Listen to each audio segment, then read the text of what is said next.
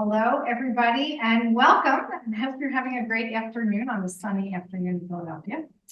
On behalf of Pennsylvanians for Modern Courts and in collaboration with the Pennsylvania Bar Association, the Philadelphia Free Library, and Ballard Spahr, welcome to our Sunshine Week program on Your Right to Know.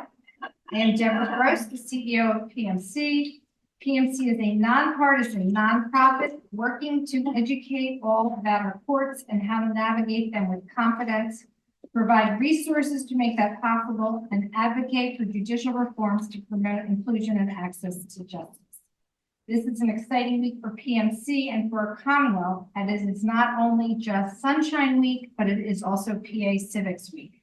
So as part of PMC's focus on education about the courts, we also go into middle and high schools to teach civics classes this week, and we are bringing students into the courtroom.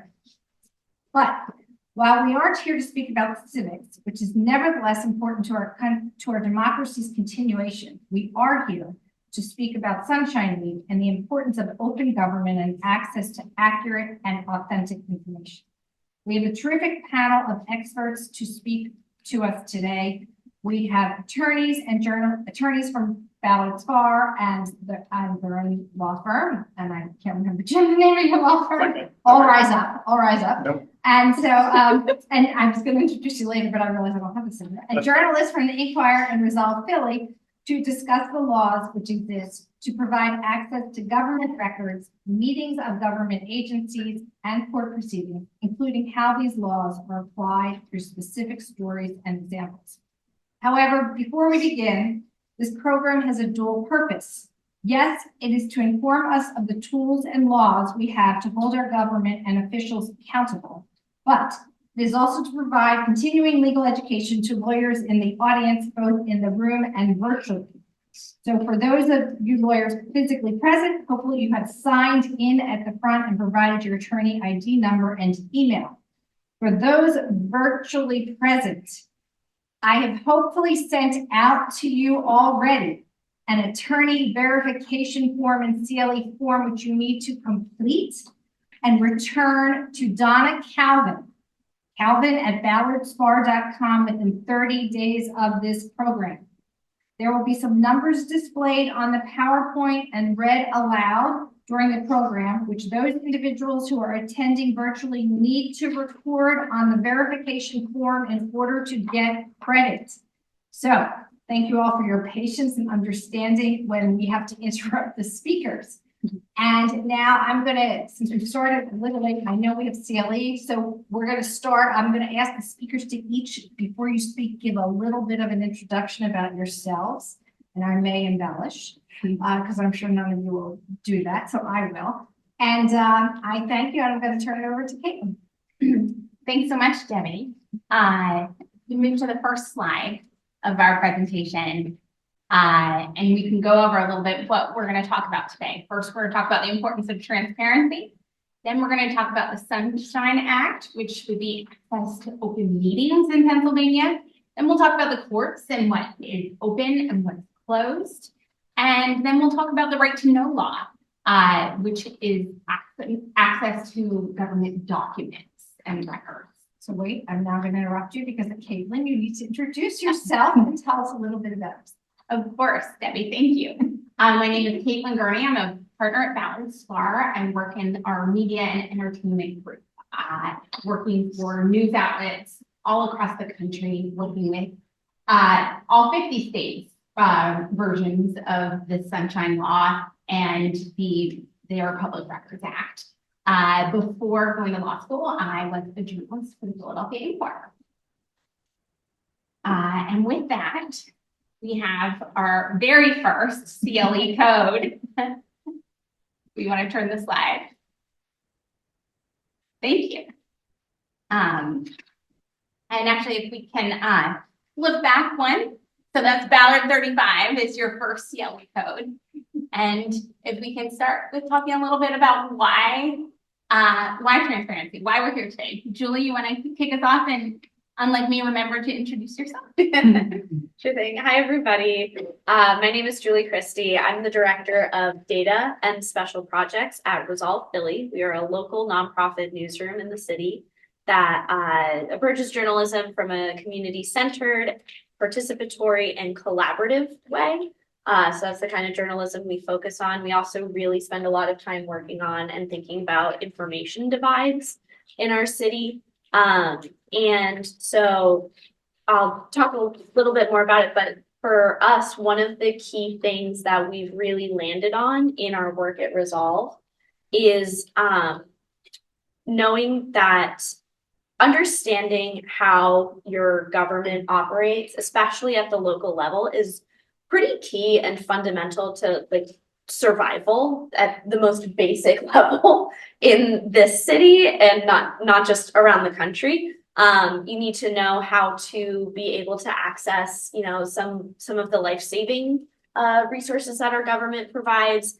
And you also need to understand how the government operates. Like, how do you get the thing that is blocking you from getting to work out of the way? Like, how do you get past that pothole, for example? And transparency can help you understand where your complaint is, or it can help you understand this agency historically has actually done a great job, maybe, or maybe not done a great job supporting people like me with my experiences, my identity, whatever the case may be. So we spend a lot of time thinking about and kind of figuring out how do we detangle the information that our government has, because it has a lot and it is all very, very complicated. It is not structured and presented in a way that people can access. So that's kind of like the hook of importance for us at Resolve. How about Samantha? Can you talk a little bit about why transparency is important to you for your work? Sure. I'm Samantha Melamed. I'm a reporter on the investigations team at the Philadelphia Inquirer. So I think for me, I mean, we've all seen with, you know, sorry. You know, administrations come and go. We've all seen with the new mayoral administration in Philadelphia that there's a new communications policy, which is that everything goes through the mayor's office, communications. So, yeah. So, you know, like the one thing I think that we have is, and it's not a very good one, but we do have a right to know law here. And so regardless of the policies of whether the people in the mayor's office are pissed at you, you do have a right to certain information. And, you know, I think some of the really most important stories, accountability stories that we've been able to tell in the city have come out of the public's right to know and the Freedom of Information Act at the federal level as well. So that to me is why it's important. So yes, you can understand what your money's doing, who got that grant and why, and what did they use the money for, and so that you can sort of get past the spin and find out what actually is going on. Can we move ahead 2 slides, please? Thank you. Jim, you want to kick us off with the Sunshine Act? Sure, yeah. So Wait, you have to introduce yourself.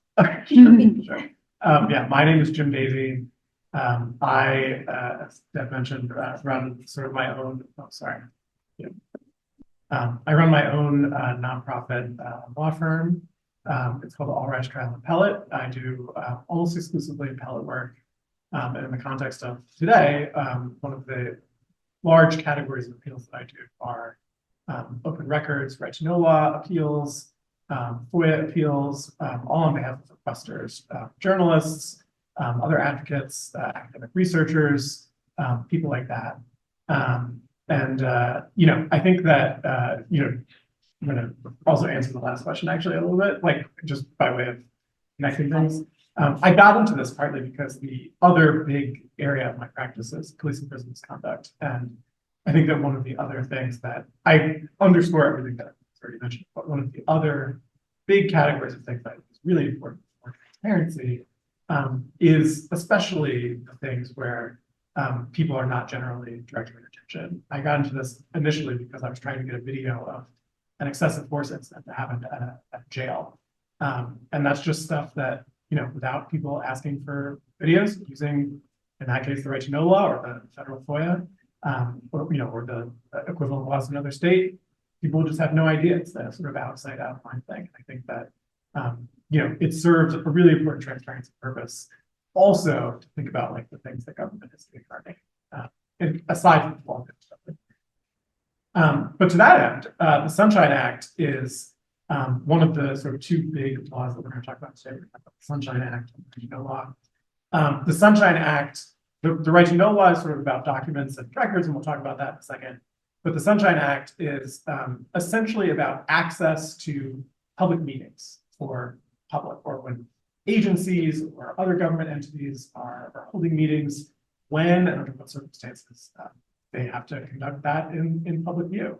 In Pennsylvania, at least, sort of every state and local government entity is covered by this.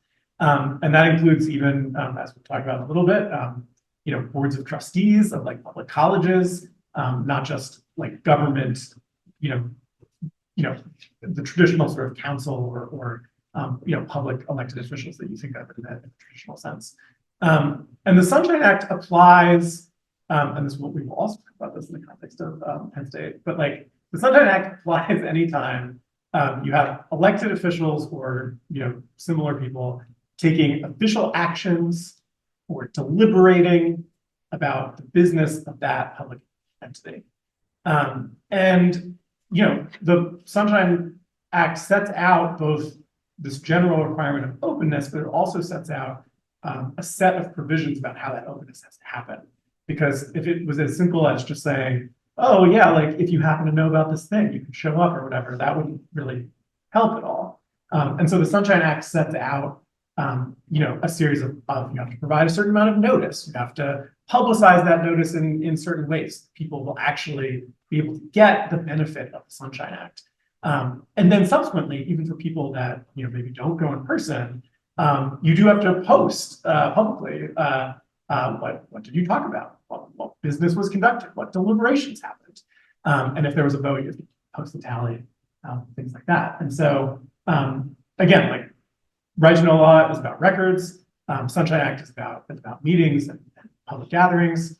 And I think there's sort of there are different laws, but it's two sides of the same coin about legally mandated public access to the business of government. Absolutely. And if you move to the next slide, you see that one of the great things about the Sunshine Act is it's simple. Basically, it stands for the proposition that the public's business should be conducted in public. But as with all of these access laws and moves really large with respect to the Right to Know Law, there are exceptions. And the chief exception is that closed session meetings are permitted under the Sunshine Act under certain circumstances to discuss personnel matters, to discuss labor agreements and bargaining. Now, no official action can take place, but in terms of the discussions that a lot of folks would like to hear, a lot of those are getting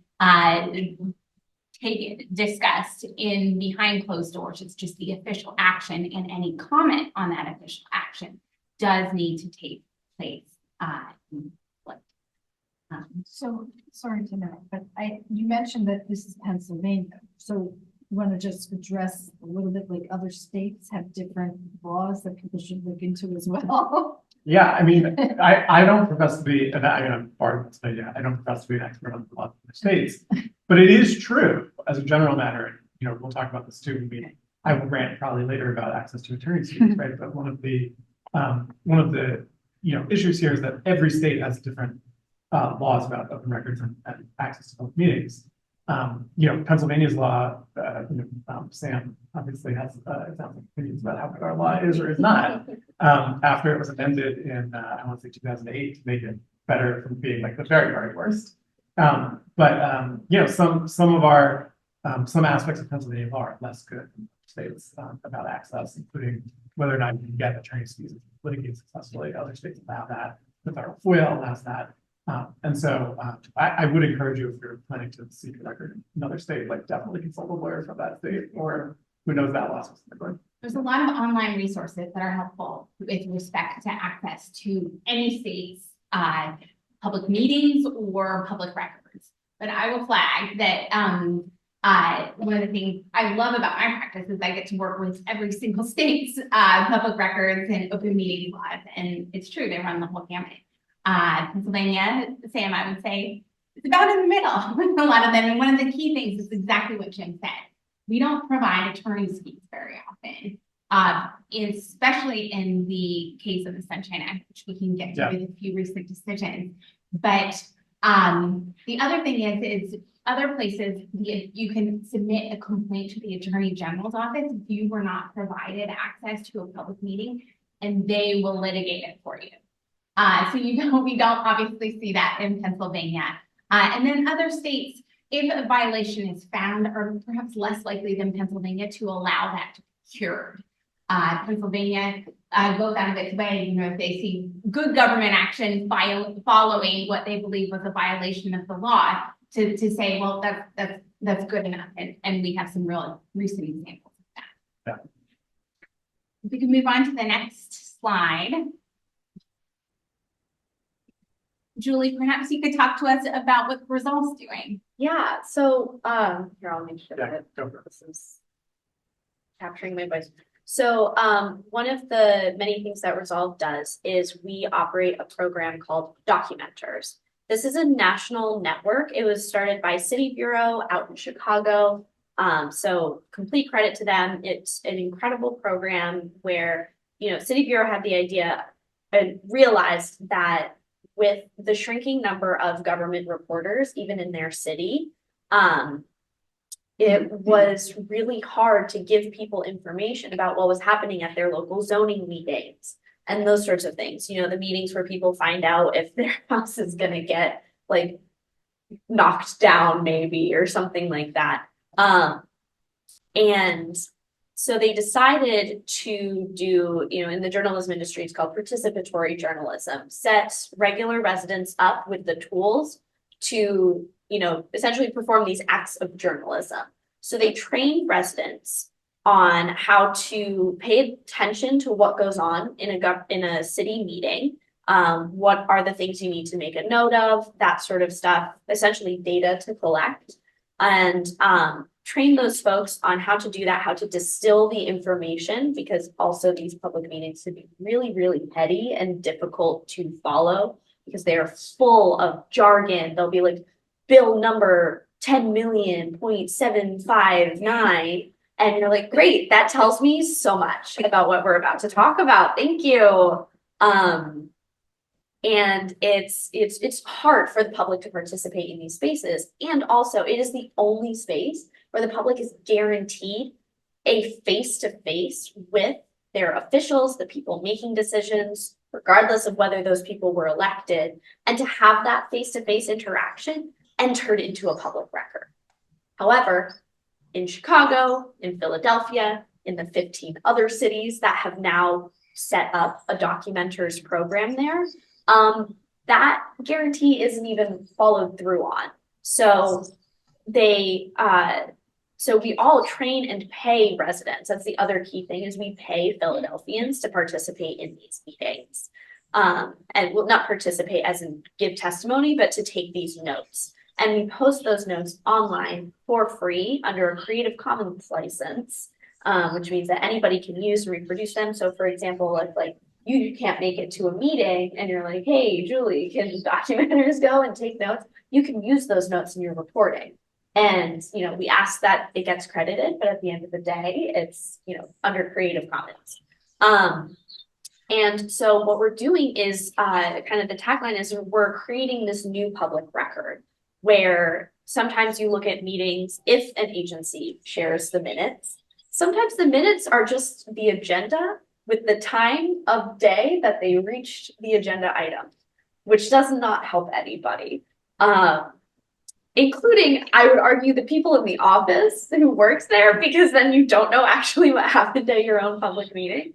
And so, we create these detailed notes. We actually capture the public testimony that is given to our city officials, to, these people who are in very powerful positions. And, we make them available. We're working on figuring out, how do we get this information even like make it even more accessible, thinking about how do we get these notes to people? How do we make it easy for somebody to share with their neighbor or something like that?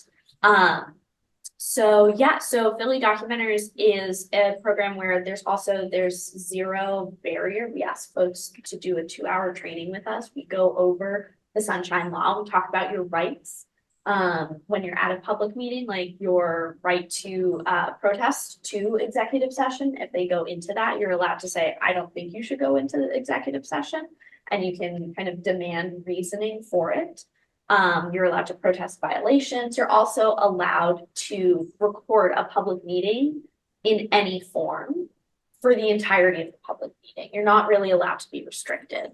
Sometimes the state will talk about reasonable restrictions. That's usually if it's going to be a really, really big meeting, then an agency has the permission to say, hey, everybody with a gigantic TV camera, please stay in this side of the room.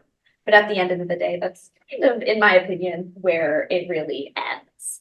How has it gone? Like, you're doing this great experiment in democracy. Have you had any problems with access? Yes. Within our first week, we were able to get into 1 meeting. We tried to get into 5. A lot of it had to do with agencies not posting when and where their meetings happen. There are some things that agencies do that raise my eyebrows. I don't know where it lands on the legality, but it's like, in order to get the Zoom meeting, you have to sign up for an Eventbrite. And then they only send updates about the meeting to people who have already signed up for the meeting. And so there's a lot of barriers to participation. There was one agency where they said, in order to participate, you need to be prepared to give us your name, home address, and phone number. And I was like, no, absolutely not.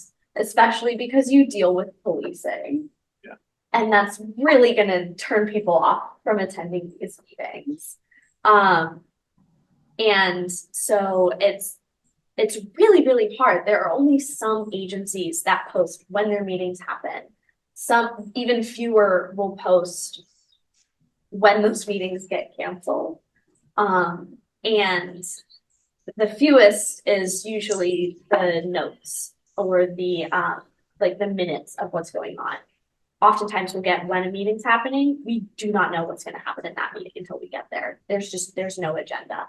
And that's almost a majority of the meetings that we have tried to access here. And the other thing I will add is, as we show up more, as we reach out to these agencies saying, hey, we're sending somebody to your meeting to take notes. Do you have an agenda? After like the 3rd or 4th time we do it, they start posting the agenda online. And it's great because I'm like, wow, isn't it awesome when we're not in your inbox every week? It's awesome. It's great for everybody, really.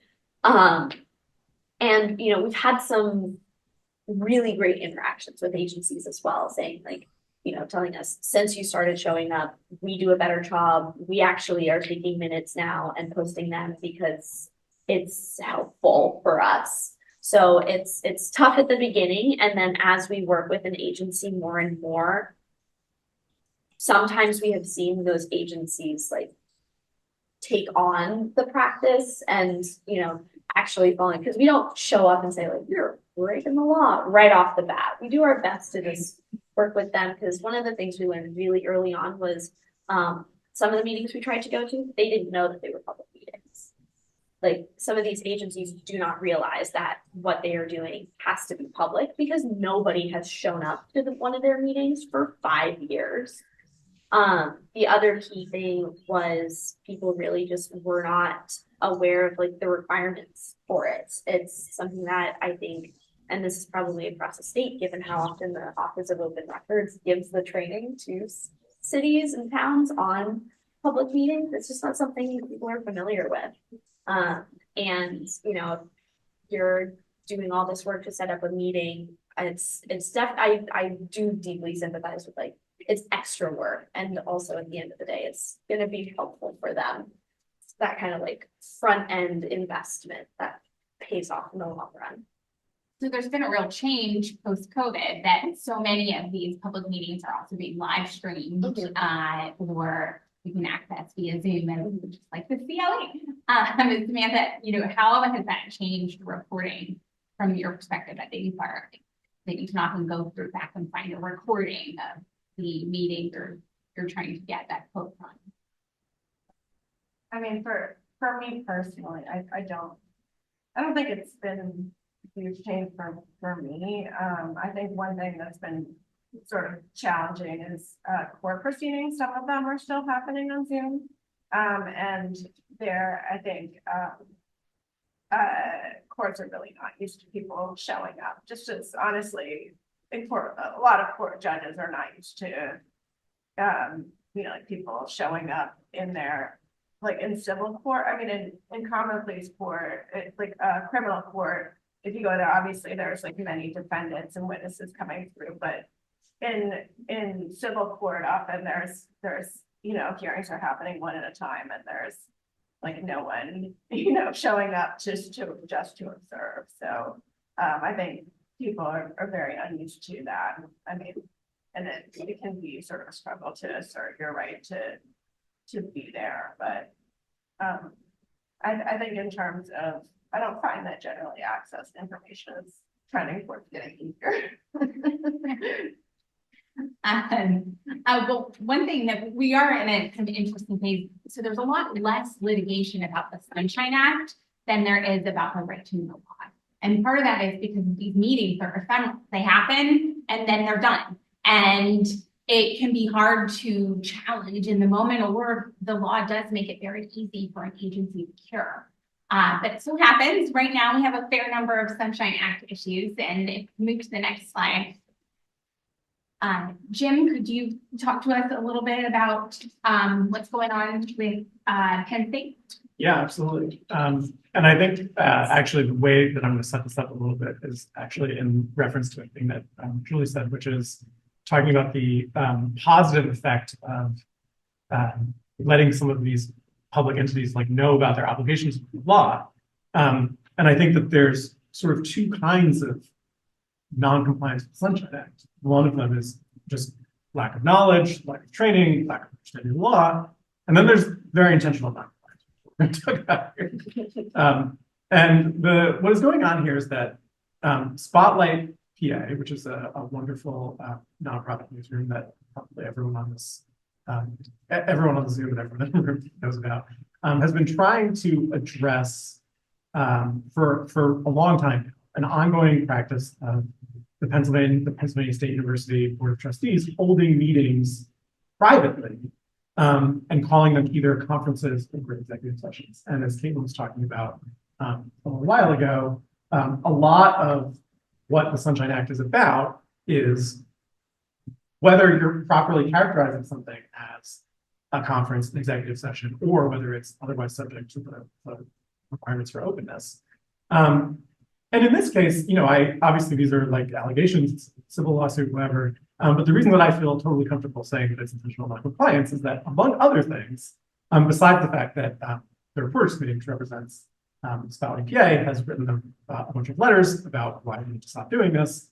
There's also written communications where they tell the trustees to ask questions that they might have during these conferences or executive sessions so that they don't ask them in public, which I feel like should create an inference why they would be doing that, and that they know that it's wrong, but they're deliberately trying to prevent openness and discussing this stuff in public. Can I interrupt you? So there may be non-journalists or non-media. Yeah, sure. So what is the Reporters Committee? Because I think it's an important. Oh, yes. Sorry. So the Reporters Committee of the Freedom of the Press is a wonderful nonprofit that they're based in DC. They have for decades represented reporters and other journalists, in all kinds of litigation that reporters might need, right? So that includes not only seeking access to public records, but also, reviewing stories. If a journalist gets sued for defamation, defending the journalist in a defamation suit, they do all kinds of wonderful work, and actually have a thing called a local legal initiative where they put lawyers in specific states, and Pennsylvania is one of the states that is the beneficiary of that. So our friend Paula actually is wonderful and is the Pennsylvania attorney for the Reporters Committee and represents journalists all over the Commonwealth in seeking records, and all the other things. I think it's interesting that Pennsylvania has their own attorney. Yeah. What does that tell you? But that's my own personal opinion. Yeah, sure. I mean, yeah, but the point is the Reporters Committee, they're the ones that are litigating this Pennsylvania State, Penn State suit. And oh, yeah. So the Penn State suit, they're miscategorizing a lot of these meetings that should be subject to the Sunshine Act, should be in the they're miscategorizing their conferences, their executive sessions. And, to all the stuff we were talking about at the beginning, sometimes this stuff is done, right? And, they just don't want to be talking to the public about, whether they rename whatever, like the Paterno, whatever. But sometimes it's about, finances, capital planning, and, how people are thinking about academic freedom and curriculum and things like that. And stuff that is sort of like in the core of what should be discussed in the public and the sort of core of what the Sunshine Act is about. And so as I mentioned, this lawsuit is pending, but what it gets at its core is what can be categorized as a conference, what can be categorized as an executive session, and whether or not the sort of capacious use of executive session, which, as Kaitlin mentioned, is subject to these very narrow categories, whether or not that's appropriate here. And regardless, as we talked about at the very beginning, you also can't deliberate or take official actions in these sessions, even if it's fair to hold them. And so another issue is whether or not they're doing that in these sessions also. And so that's pending. And obviously, a lot of us are keeping our eye on this as an important development, making sure that the law moves forward, because there are not that many suits about this. Can I just add really quick, Yeah. the significance of this lawsuit as well, because Penn State is a state-related university. It gets state-level funding, but it's also a quasi-private entity. And that means Temple University, and when I was in college, I knew the rest of them, but there's, I think, 5 state-related universities, some of them like Temple, 4. Okay, thanks. But like Penn State and Temple are enormous, and they are pretty consequential for the state and also the communities that they exist in. And Temple's Board of Trustees operates in a very similar way. So depending on how this goes, it's going to shake things up for these other universities as well and how they get to do things. And so just last week, there was an article in Spahr, about how the Pennsylvania Opioid Misuse and Addiction Abatement Trust meetings will also not being fully open to the public. So this isn't something that has been resolved or will be resolved, and will be interesting to see what happens. Yeah, for sure. Well, moving on to the next slide, we have still more news on the Sunshine Act, which is we have a very recent decision from the Commonwealth Court, which is the intermediate appellate court in Pennsylvania that deals with a lot of government issues.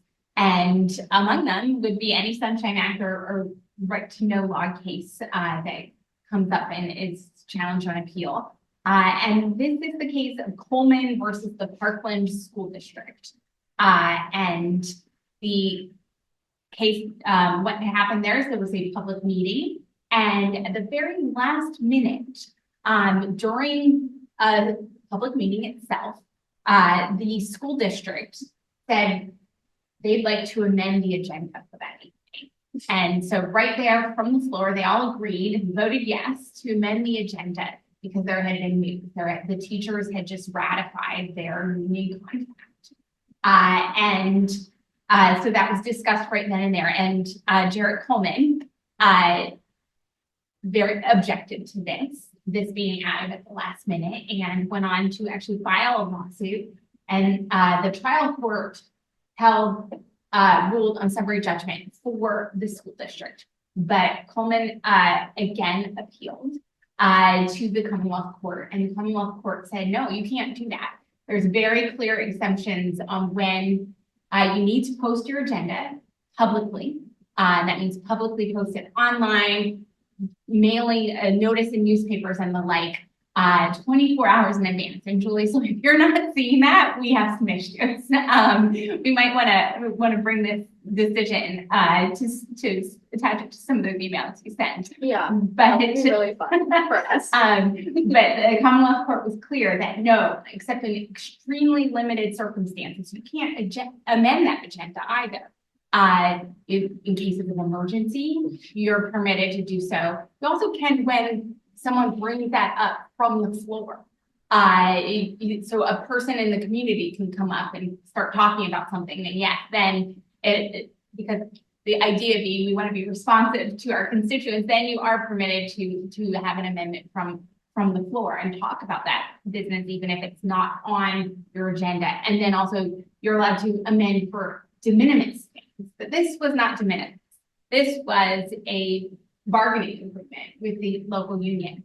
And so the the Commonwealth Court ruled that the Sunshine Act had been violated. But then getting back to, we talked about how the Sunshine Act quotes permit Pennsylvania municipalities to cure their violations of the Sunshine Act. And that's exactly what I'm doing here, which is to say this same issue came up again. And this time it was at the next meeting. Remember, litigation takes a long time. So by this time, the Parkland School District had brought and properly noticed the collective bargaining agreement, had other meetings, and the court held that that cured any issue. So they didn't have to invalidate the bargaining agreement at all. But there was a technical violation of the Sunshine Act.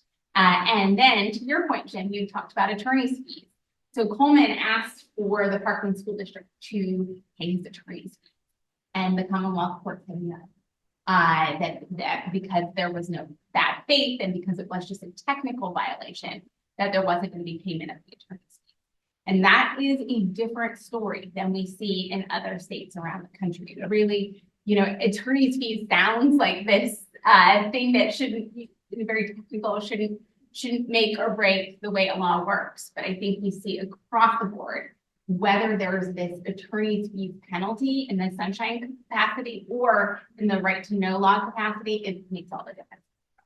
Yeah, I think, and just to sort of echo that, I think part of it, there's sort of several traditional justifications that are offered for, attorney fee provisions, right? One of them is the deterrent effect, right? If a public agency or entity knows that it's going to be potentially on the hook for attorney's fees, it'll be maybe more careful about how it complies in advance. But the other big one is just that it allows attorneys to take these cases at all. I'm a nonprofit attorney, Paul who you mentioned also a nonprofit attorney.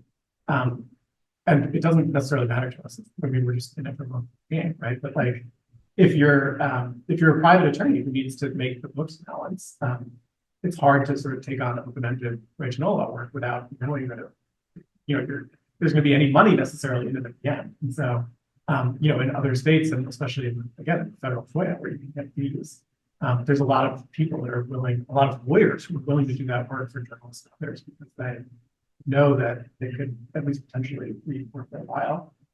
And so again, I think that my big, if you take nothing else away from this, that we should have attorneys fees for the right to know all this sunshine. Well, and the Sunshine Act is one way Pennsylvania is consistent with other states is there's not a lot of law in other states either on Sunshine Act issues. If you look around the country, there's still a lot of the statutes tend to be good in principle, but there's often still some open questions, despite the fact that these laws have been on the books for decades in terms of what does it mean.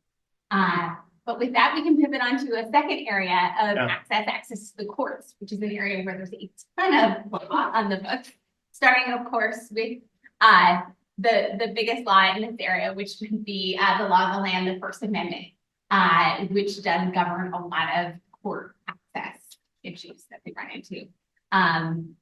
Jim, do you want to take us through generally what's open, what's closed? Sure, yeah. There's as you were saying, there's sort of a presumptive right of openness to public court proceedings. And that's true of both civil and criminal proceedings. There are limited circumstances where courts are allowed to close proceedings to the public. And even when they do that, as we've sort of talked about, there are process rules for when that happens and how it happens. Includes notice, an opportunity for people to suggest that it should not be closed. And usually courts have to make findings on the record about the particular needs or why it be closed, right? And that's to overcome, again, this general First Amendment right to access that adheres to court proceedings.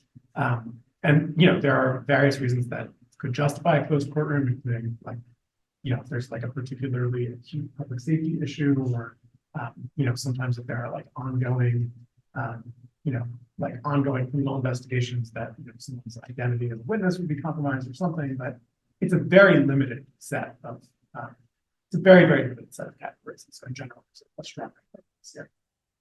Move on to the next slide. And then Samantha, could you tell us, I know you've come into some situations where a courtroom wasn't open, or at least a Zoom courtroom, that someone was trying to take you out. Can you tell us, we have on the slide some sort of general points on how you might challenge that, but how have you done it? Yeah. So I mean, it's very challenging, obviously, when you're being thrown out of a courtroom and, facing the threat of contempt to challenge it. But, I think what I've been told is the most important thing is just to get your objection on the record, to make sure that you've expressed that you would like to be heard, and like to state like that you're there to observe and who you are. And,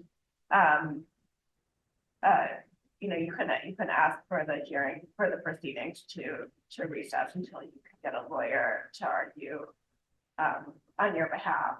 Another thing that I'd be interested to hear from the lawyers is that, one thing that I think people run into a lot is, even if you're allowed to be there, people will try to stop you from taking notes.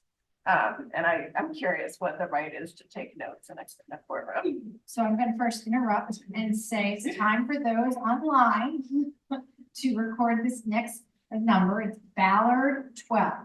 So Ballard 12. Okay, sorry.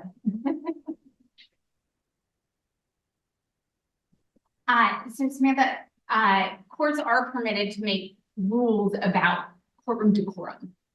So while there's a right of access, both a common law right of access to courts and then a First Amendment right of access to courts, courts do get to, just like municipalities get to do time, place, and manner, and tell you how you're going to run your parade, and you have to go down this street. Courts get to set the rules on how and where you sit, and what and certainly what you can record. For example, Pennsylvania does not permit cameras in the courtroom, but a lot of other states do. You'll see, like with the Chauvin trial in Minnesota, which our colleague at Ballard was involved in making sure that was in fact televised. We see a lot of wonderful, sort of, as we talk about democracy, a wonderful effects of having that kind of light shined on a courtroom in terms of understanding what takes place. But to get to your question, can a court tell you not to take notes? I think usually a court would always let you take notes, but a court might not let you bring in your device. Say you usually take your you usually are recording information on your phone, on some other device. You might not be able to bring that in. And I would say most judges in Pennsylvania and state courts do not allow you to bring in phones to use for even recording notes. No, I'm talking about taking this like a pen and paper. That they should be allowing you to do. They don't always. Yeah. They really should. Sometimes I've seen it go, even they are giving you the paper and the pen to use. They want it to be theirs, but I have not ever seen truly barring you from anything else like that, or taking the actual physical notes with pen and paper. Other times we'll see courts require people to put their names and affiliation stamp And again, that should not, you're permitted to come in as a member of the public. You really should not have to list all this stuff, but sometimes for courtroom decorum, we do see courts ask that, and I'm not aware of a challenge. Just to be clear, I mean, a thing that I want to acknowledge is that it's very easy for Kaitlin to hide stuff here and be like, the law is this. And it's also easy, similarly, for Sam and Julie and everyone else to be like, right, but in practice, that has not been my experience. And you know, I think sometimes we as lawyers like underrate the sort of like, oh, of course, like I'll just walk into a courtroom, I do this all the time, like whatever. And forget, I think, a little bit sometimes the difficulty it can be to push back against you know, a judge who's just like asserting a particular kind of restriction that doesn't necessarily have a basis in the law. And so, you know, I think there's a tension there that occasionally crops up between what we're saying is the law and people's, you know, day-to-day experience of courtrooms. And I actually do think, you know, to the point that we were talking about before about the difference between like lack of knowledge or like intentional versus, you know, sort of inadvertent or you know, whatever, you know, non-compliance, right? I do think that a lot of judges are just used to sort of running their own courts in a particular way and don't really think about some of this stuff. And I do think that a lot of it is if you have the wherewithal to, you know, say, you know, look, Your Honor, you know, I think that, you know, I should be allowed to do this, and this, like, this is my understanding of the law. You know, that can go a long way. Although I do understand that would be difficult. And, you know, in cases where, you know, courts are saying, no, you're not allowed to do this. Sometimes you do have to litigate that. There was on Friday or whatever, there was an entire criminal proceeding. What hearing is that? Put me on the spot. Yeah, that's right. Wait, sorry. Westmoreland, that's right. There was an entire criminal proceeding in Westmoreland County that was being conducted like entirely secretly. And people had to go to court to get them to open that up. And so that's when you call someone like me, call someone like, you know, whatever. And we'll see what we can do about it. But yeah. I will say as an intermediate step of that emailing the court administrator or emailing the judge's chambers can often in advance can sometimes avoid these situations depending. And what has been your experience in terms of Zoom court? So a lot of court proceedings are still happening online, and like using the Philadelphia Court of Common Pleas as an example, there is a live stream. Whether that live stream is working on a given day is not guaranteed. And there are these Zoom links on the docket. What has been your experience like when you go on to one of the Zoom links that's technically for the parties versus the live stream, and you know, what has your access been? Again, I think it's that they're just not used to having random people pop up. So I think I was recently kicked off one of those and, you know, had to send a little like angry email, like citing my little like attempted case law. But I think, you know, I think again, just, you know, sending an email in advance or, I mean, which you shouldn't have to do. Yeah, it should not be required, but it does help. But it does help. Yeah. Or, you know, even when you pop online, you could just put in the chat, like, or, you know, try to get online a little early and put in the chat or just say, you know, this is here I am, what I'm doing, and try to like get ahead of it, which, you know, is annoying. You shouldn't have to do, but that's where we are. I'd love to ask a question, and if this is actually just a full-on discussion that is too much for this panel, is also kind of like the power change that happens with a public meeting that's in person versus in Zoom. Because when you're in a courtroom in person and they're like, you can't be here, somebody has to like physically remove a person from that space, versus in Zoom, you can just hit a couple of buttons. And that shows up, I've noticed as well in public meetings where it's, you know, you're meeting in person and somebody is protesting, sharing public comment, and whoever there is listening doesn't want to hear it. They have to do a lot more work to get that person out of the physical room than to just boot them off of the Zoom. And so is that, I'm curious, Samantha, if that's something that you're kind of noticing of like, it's easier for you to show up in person because it like is those extra steps for them to prevent you versus Zooms. It's like they could just be like, sorry, you were, because that's our documenters deal with that. It's like They're like, we don't know who you are, therefore we're not letting you in. Yes. Yeah, I mean, I have not thought about this in advance, and so I don't want to go off like half cocked, but I do think it fits into like a general set of like things that used to be harder to surveil and now like easier to surveil in general because of the, you know, role of technology plays and all that stuff. But I think that's like, we could talk for 4 hours about that, probably not today. I think you really notice a difference, you know, like all these things, like at a hybrid format is hard, Yeah. right? So when a court is both conducting business online and in person at the same time, it's a difficult thing. It's just like it's difficult when you have a public meeting that is trying to do both. Whereas when that same public meeting is either all online or all in person in terms of access to both and just the quality of the meeting, And I think it also adds to adding to the problem is Pennsylvania, because we have this rule or law that says you can't record proceedings, you know, and now they're going out on Zoom and somebody's not supposed to record it, but you could easily, without even the court seeing you, record a proceeding. So there's also this inherent distrust, I'll say, by the court of Zoom. If you could go back, or actually, sorry, one forward, talking about different, what is open and what is closed. Jim, you want to take us through that? Sure, yeah. So just to sort of flesh out a little bit more what we're talking about, there are certain things that courts are allowed to close.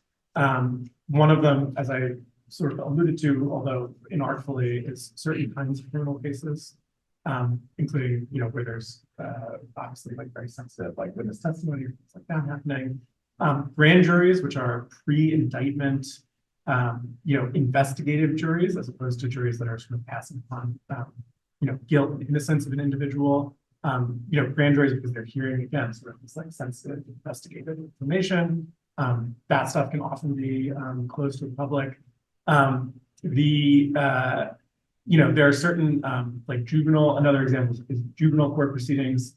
I'm sure you all can imagine reasons that might be, but you know, certain sensitive issues involving minors. And then there are, you know, some other categories, including you know, family law, which is sort of a category, you know, and mental health hearings. Again, stuff that involves sort of like individually sensitive information that sort of just by nature has like less of a sort of widespread public interest, and where the you know, the law recognizes that the individual privacy interest is allowed to play a little bit of a bigger role in balancing. Absolutely. And Sorry, I'm interrupting because I used to be a litigator, and so I actually had some cases where we had this issue, and sometimes the court can't just close the entire proceeding. Yeah. They can close a portion of it, right? So if the court and the lawyers provide to the court the topic, then the court should really only be closing, you know, that part of the hearing, right, that addresses those issues you're saying. Totally. Not be a total Yes. closure of.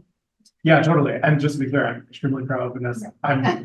We're noting these exemptions, or not exemptions. We're noting these Limitations. exceptions to the general presumption of openness, sort of for completeness. But they are, you know, my position is always that these things should be construed as narrow as possible and applied in as limited ways as possible, right? Yes. It's interesting because we did a program on a one-day law school for journalists. We had a superior court judge from Arizona speak that your phone helped bring in. And he was in shock at the restrictions that Pennsylvania has on its openness as compared to what Arizona has. Every state is. Yeah, sure. And we should flag that. So while there, just like with criminal cases, there is a general right to access to civil court hearings, to of course civil court trials. A lot of the business of civil cases, which can go on for years, is not public. So discovery, which depositions and the like, you often all read in the newspaper about a deposition transcript getting leaked. Those are not traditionally public. You can't go to court and sue in most cases for access to that unless they were filed on the court record. Yeah. And I think as a civil litigator, right, I think that those things often happen outside of court, right? There's not usually a judge there. It's usually just happening with, private parties and whatever. But it does speak to the difference between things that are filed on public docket and things that are not, because that's when it sort of enters the presumption of openness sort of applies again. Absolutely. When something's filed on the court docket, it becomes a judicial record, and that means that you should have access to it. And it's good that we're coming back to the idea of records, because we're moving on to the third part of our program, which would be the right to know law. But we should flag that the right to know law is not how you get access to court records. That is through the docket, public docket, and through asking the court for access to a judicial record. I would just add that one area that I think is probably evolving pretty quickly as far as criminal court records is access to records where there might be some claim that the record should not be available under the clean slate law.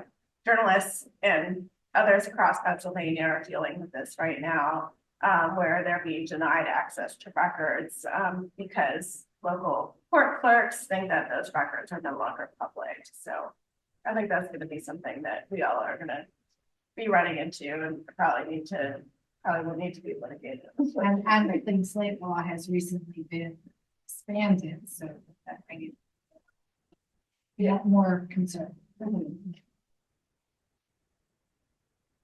So we've got the right to know law. We talked about it a lot already, actually, but what is it? Any of you want to give just a broad brush description of the law and what its provisions are? Oh, I was at the end of that book line. No, I'm happy to. So the right to know law is the state's law, and specifically in Pennsylvania, it's called right to know law. In New Jersey, it's a totally different acronym.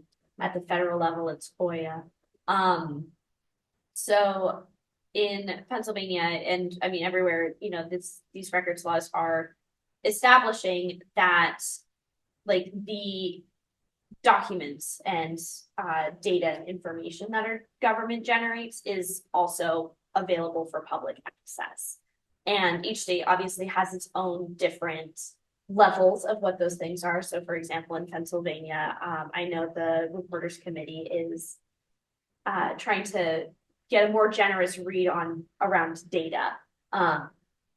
But in Pennsylvania, since 2008, when the law was drastically improved from what it previously was, it set this establishment that all records are presumed public, and now the agencies need to essentially provide proof of they're the ones burdened to prove that actually this record should not make it into the public. And so like what you said, courts, it's a totally different system. In Pennsylvania, agencies under right to know law cannot charge you money for those records. However, courts can, for the most part, at least from the journalism standpoint, we get to say we're journalists, so give it to us for free. They can charge. They can. They can. But I know that when I do a right to know law request, I get charged a lot. As a former plaintiff lawyer, so they can charge not only for copying, which is ridiculous because it's certified PDF, but they can also charge for their research time, for their gathering time. So that's they can do that. Oh, I told them they can, and then they say that they can do. Although this is an area where Pennsylvania is a little more reasonable than some other states. I don't know if you've ever put in a public records request in Alaska, but those get really expensive very fast because you actually have to pay for the public time at an hourly rate, it gets expensive fast. Whereas in Pennsylvania, it's usually for the actual copying cost. It's a little more de minimis, and if you can get it electronically, you have a good argument that you shouldn't charge them. Yeah, that's usually where I stand. And, every, or the right to know law in Pennsylvania also has some pretty clear exceptions to it, which includes things like personal protected information. So for the most part, you can't get folks' like home addresses. You can't get one of the spaces that I'm spending a lot of time is trying to get public records for regarding foster care across the state. And that's been very difficult because obviously, I mean, they don't want to give us, and I don't want to get these kids' names. But so things like people who are receiving social services and benefits cannot get their information. Oftentimes the police have a lot of protections under what they have to hand over. They don't have to hand over 911 call information or anything, or like the recordings of it. There's that thing of like the computer that I'm getting into the weeds. Well, no, to jump in really quickly. I mean, so to sort of your point, there are, I think, 30 exemptions under the right to know law for what are otherwise the potential of public records. I do a lot of actually specifically police and prison stuff, and some of those exemptions include like criminal investigative exemption, a non-criminal investigative exemption, public safety exemption, which is different from both of those. And so among the 30, there's a lot of these things. Although I will also make a couple of other points, which is that even leaving aside the exemptions, one other requirement that right to know law has is that if an agency can respond by redacting information that would fall under exemption, but would still allow them to release the rest of an otherwise responsive record, they actually have the responsibility to do that too. And that includes even like actually to your point about like 911 calls and stuff. There was a Pennsylvania Supreme Court case from a few years ago where they actually ruled that you can even get like dash cam videos from like state troopers if it can be redacted in a certain way to like remove certain information. So I don't need to get off on like very particular branches of this, but the right to know law in general, when it was amended in 2008, was a big improvement. And now a lot of the litigation sort of is about whether or not something falls within an exemption or not, and whether it can be redacted. Well, that's one of the things about the right to know law. It is very technical and there's a lot of law about various fine print parts of the law and these exemptions. You start out right at the get-go with some very technical requirements, including about which kind of form you're using in Pennsylvania and acknowledging the request and how long you have for that initial request. Samantha, you had some suggestions for requesters out there in terms of what form you would recommend. Yeah. Well, so I have in the past, you would think that you could just put the request in writing and that would be fine, but it turns out that you do have to use either the agency's form or I just use the statewide open records form. And that, unfortunately, if someone really wants to mess with you, that can be a way of them just taking their 35 days and then denying it because you didn't put it on the proper form. So just use the form. And so where can somebody find it? It's on the Office of Open Records website. There's a standard form there, and it's honestly helpful. You could just attach a page with your actual request. I can talk a little bit. And if you want to, actually, I should flag that the URL is on this slide for the OOR's website, where you can find the universal form that can be submitted anywhere. In Pennsylvania. What was that? Oh, I was just gonna say, I think another challenge is sort of outside the law, but it's just making sure that the record that you're trying to identify, that you know that it exists, because that is like the other big thing is that agencies will try to tell you the records don't exist or they don't exist in the format that you're requesting them.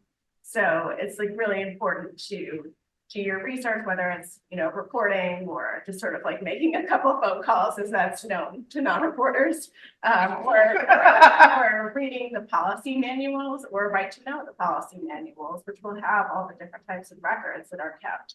And so, having sort of step one or request the database layout, because that was something that was decided was that doing a database run is not creating a new record, which is something you can't ask the agency to do.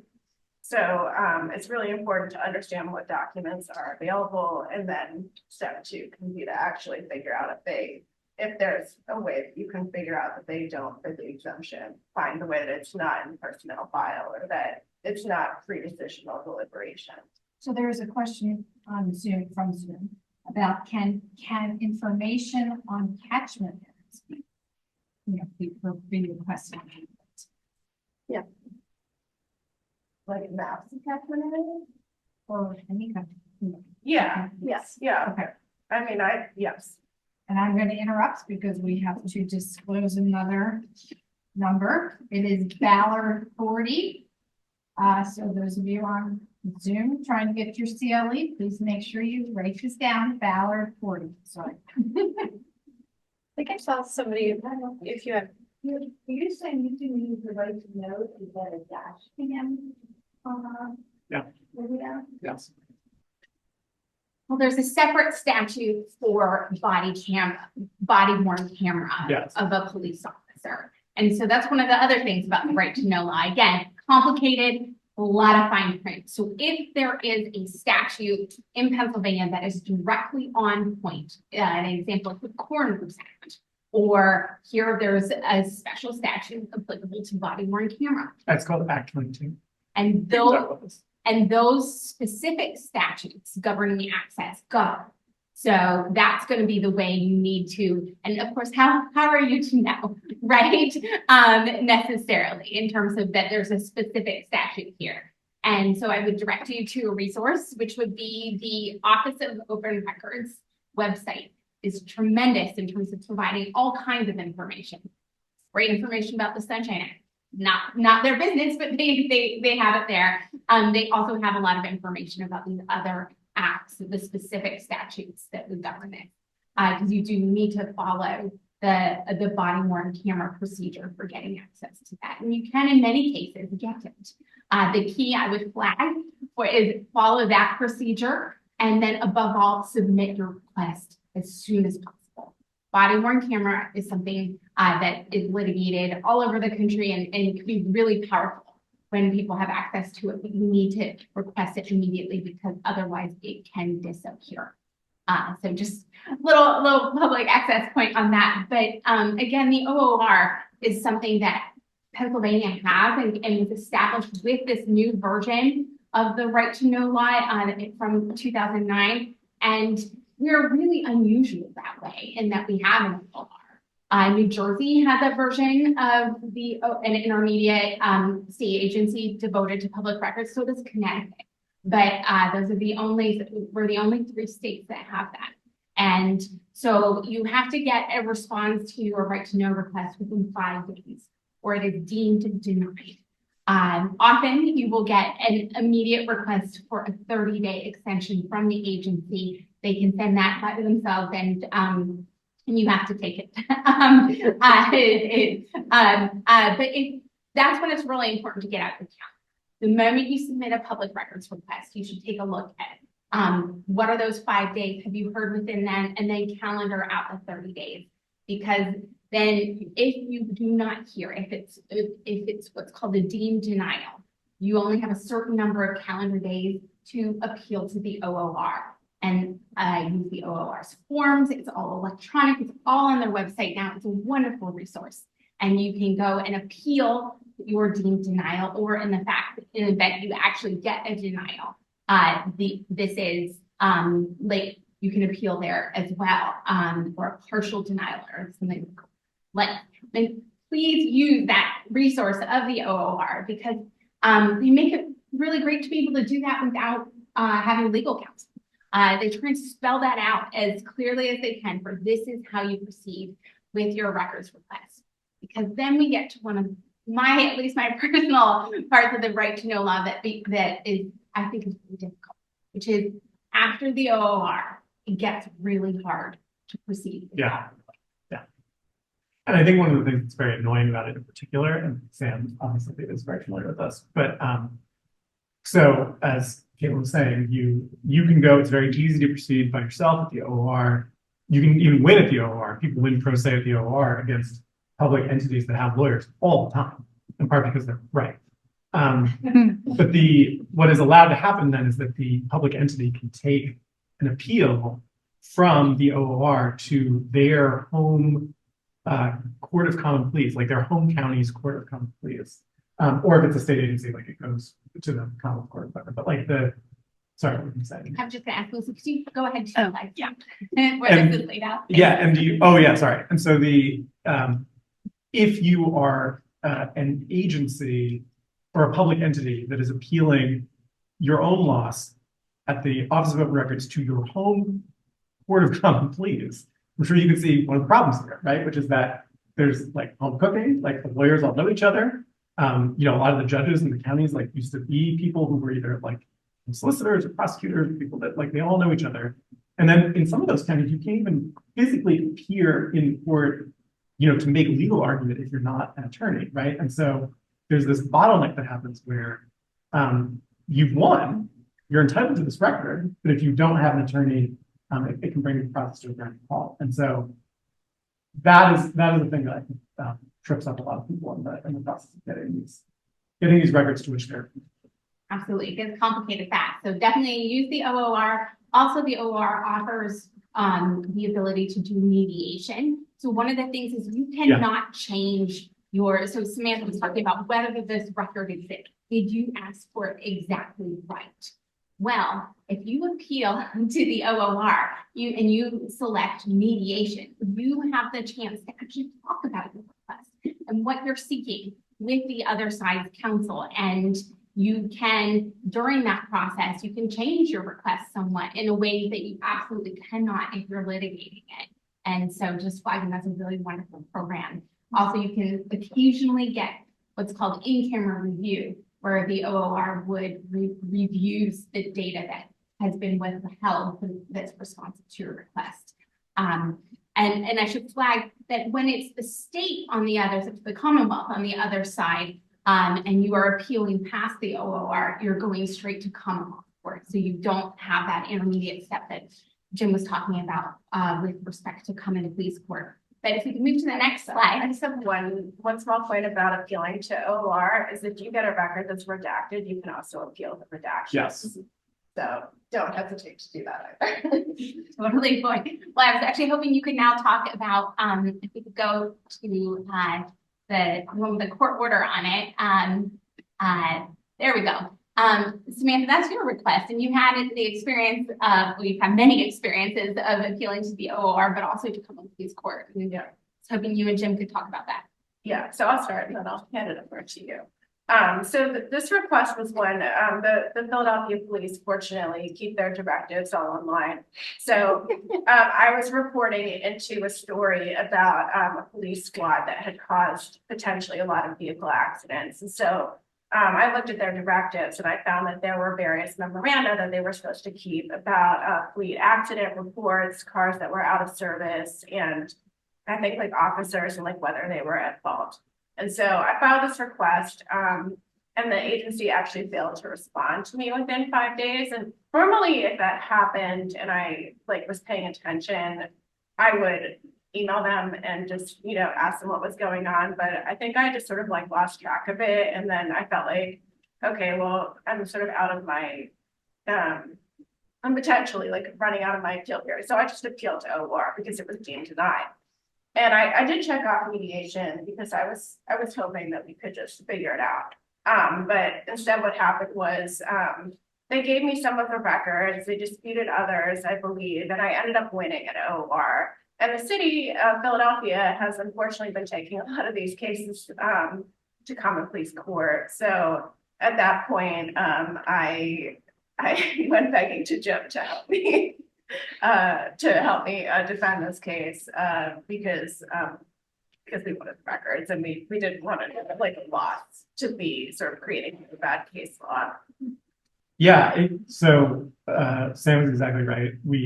And I think that it illustrates what we were talking about before, right? Which is that when you go to common police court, it really does help to have an attorney, right? As opposed to being at the OOR when it's much more navigable as a sort of individual. And just to talk about this particular case really quickly, the city invoked several different exemptions including, obviously like their view of the public safety exemption. But the problem is that they didn't really do it with any specificity. They just were like, oh, people like know about our fleet strength or whatever. They'll be able to like plan robberies and get away. And they didn't really connect like why the release of the record would lead to that particular harm.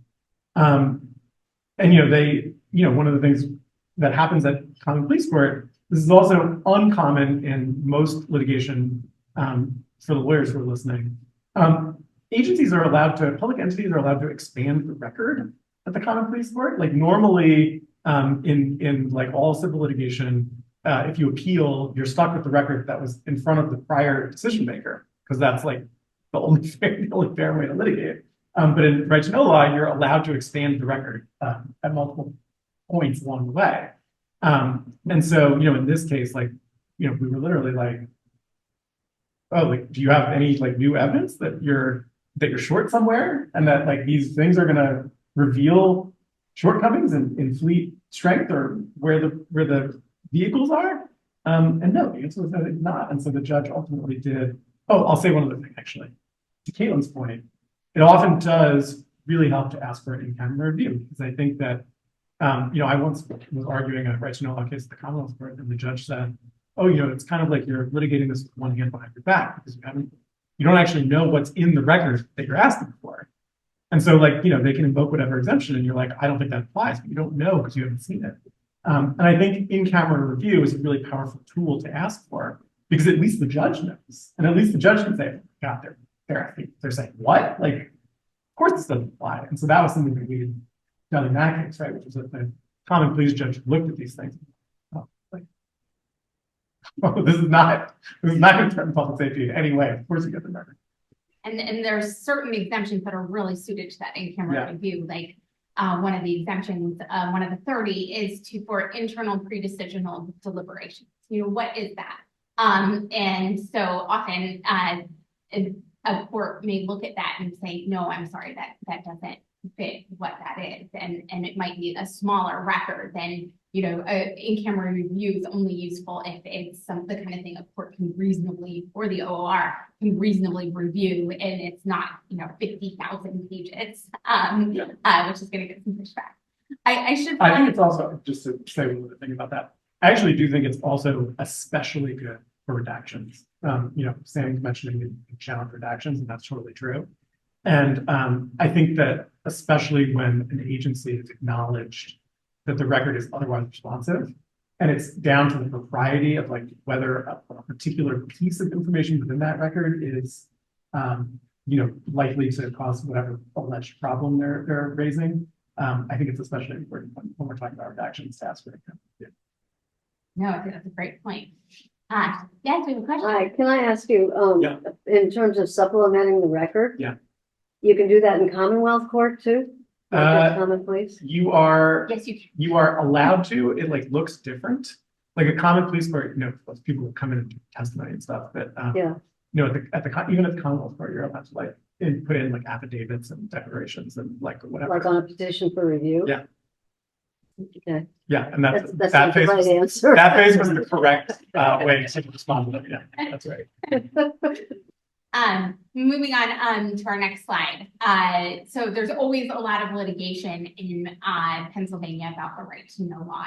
And so flagging a couple recent decisions of where it's at, and we'd be remiss if we didn't note that even as people here are making faces about whether something's transparent or not, if we were at a gathering of municipal officials, then this would be a very different conversation. The base would be about the right to know law, because to municipalities, this is a hugely onerous burden.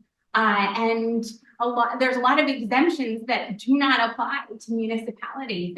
And so where litigation is at right now with the right to know law is we have a lot of municipalities, organizations trying to say this doesn't apply to us, because it is.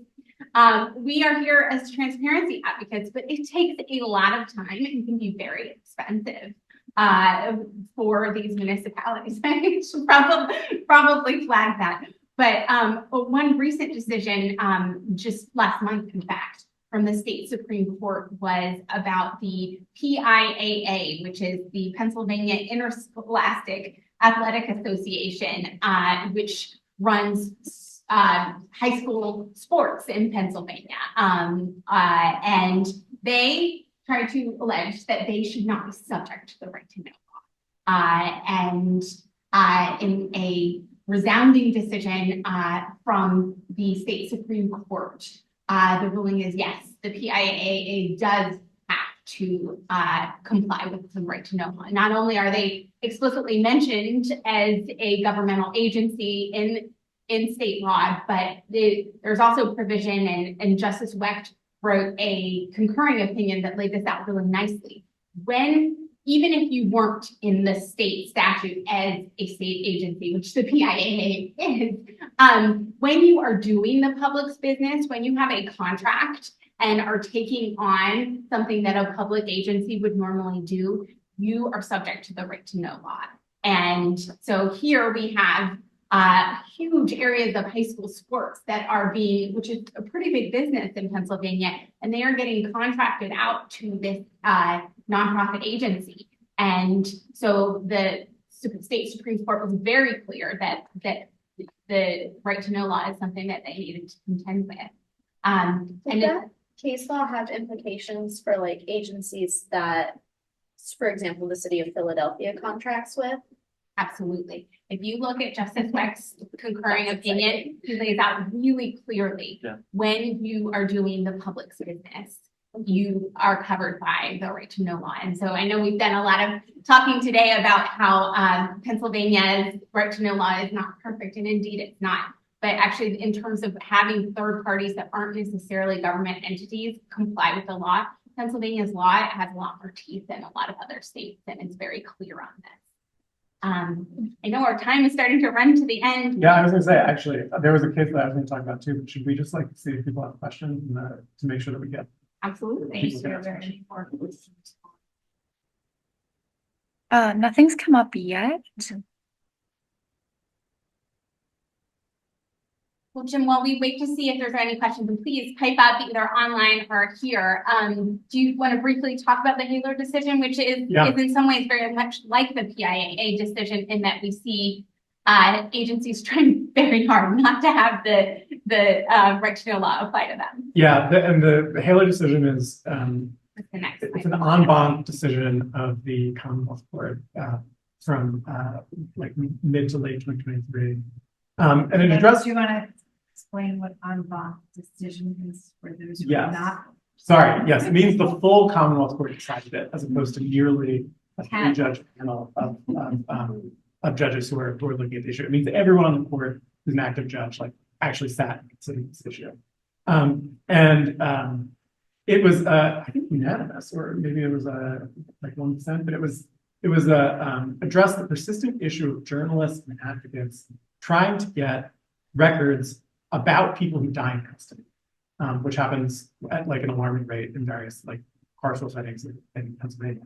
And the reason that these records are important is that those deaths are often miscategorized as, natural causes or whatever, when what's really going on is, some kind of medical negligence or something like that. And so people seek autopsy reports, toxicology reports, to show that someone was maybe in like opioid withdrawal, or that wasn't being treated, or whatever the case may be. And obviously the carceral system does not like giving up these records.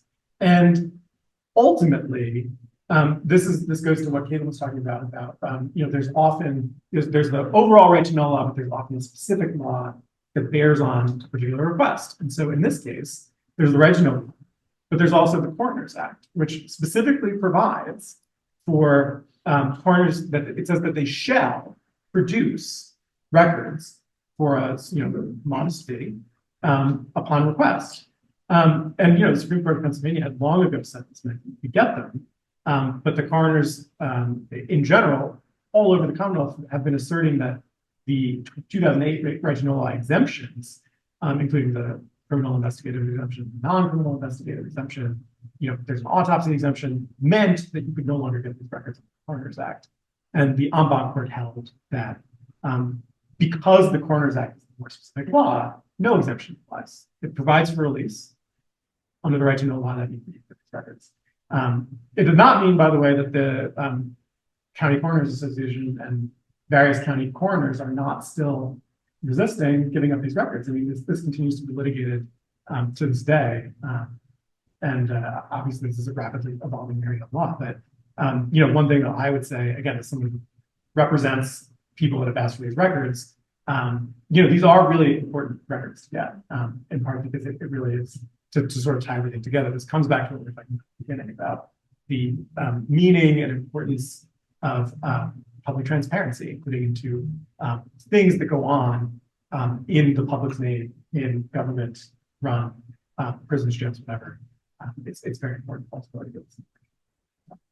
So I want to thank everybody on this panel. It's phenomenal. Thank you so very much. I know Jim is running off to go on vacation. We actually scheduled around his vacation. So thank you. Wow, that was very nice of you. Thank you very much for, you're an important part of this program.